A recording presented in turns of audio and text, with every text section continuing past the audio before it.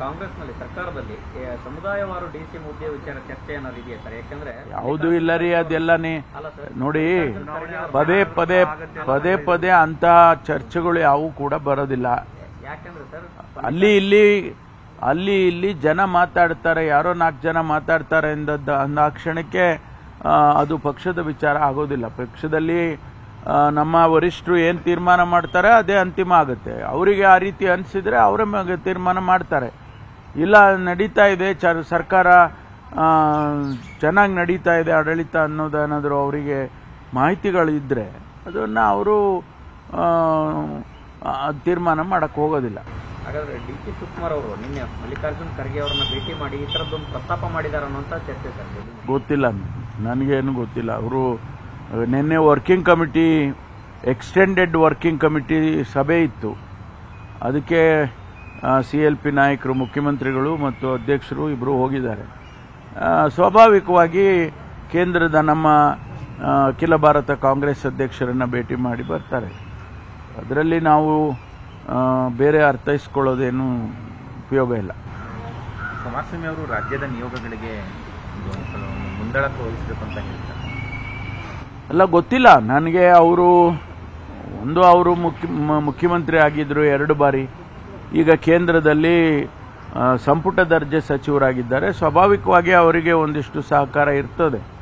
ಅದನ್ನ ಉಪಯೋಗ ಮಾಡಿಕೊಂಡು ರಾಜ್ಯದ ಹಿತವನ್ನು ಕಾಪಾಡಬೇಕು ಅನ್ನೋದು ಅಷ್ಟೇ ನಮ್ಮ ಅಭಿಲಾಷೆಗಳು. ಅದು ಮುಂದೆ ಹೇಗಾಗುತ್ತೆ ಅಂತ ಕಾದು ನೋಡೋಣ.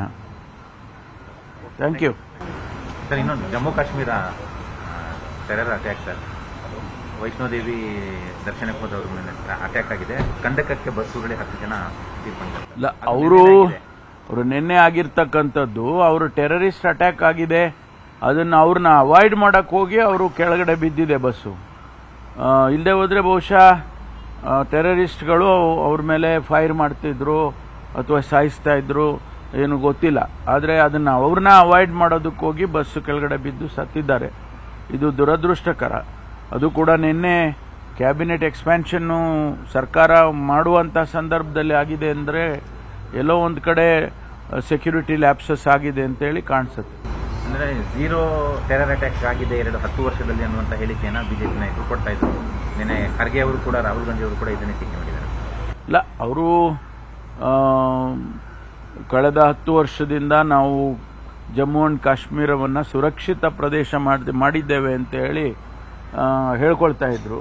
ಯಾವ ಟೆರರಿಸ್ಟ್ ಅಟ್ಯಾಕ್ ಇಲ್ಲ ಮತ್ತು ಯಾವುದೇ ಮಿಲಿಟರಿ ಆಪರೇಷನ್ಸ್ ಇಲ್ಲ, ಬಹಳ ಶಾಂತಿಯಿಂದ ಇದೆ ಹಾಗೆ ಅಂತೇಳಿ ಹೇಳ್ತಾ ಇದ್ರು. ಈಗ ಅದು ಬೇರೆ ರೀತಿಯಲ್ಲಿ ಆಗಿದೆ. ಮತ್ತೆ ಟೆರರಿಸ್ಟ್ಗಳು ಅವರ ಆಕ್ಟಿವಿಟೀಸನ್ನು ಪ್ರಾರಂಭ ಮಾಡಿದ್ದಾರೆ ಅನ್ನೋದು ಇದರಿಂದನೇ ಕಾಣಿಸುತ್ತೆ. ಹಾಗಾಗಿ ಇನ್ನೂ ಹೆಚ್ಚಿನ ಕ್ರಮ ತಗೋಬೇಕಾಗುತ್ತೆ. ಅದು ಕೇಂದ್ರ ಸರ್ಕಾರ ಅದರ ಬಗ್ಗೆ ಚಿಂತನೆ ಮಾಡಬೇಕು.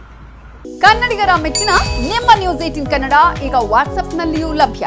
ಕರ್ನಾಟಕ ಮತ್ತು ದೇಶ ವಿದೇಶದ 360 ಡಿಗ್ರಿ ಸುದ್ದಿ ವಿವರವನ್ನ ನೀವು ನಿಮ್ಮ ಕೈ ಬೆರಳುಗಳಲ್ಲಿಯೇ ಪಡೆಯೋದಿಕ್ಕೆ ಈ QR ಕೋಡ್ ಅನ್ನು ಸ್ಕ್ಯಾನ್ ಮಾಡಿ. ನಮ್ಮ ಚಾನೆಲ್ ಅನ್ನು ಫಾಲೋ ಮಾಡಿ, ನೋಟಿಫಿಕೇಶನ್ ಆನ್ ಮಾಡಿ.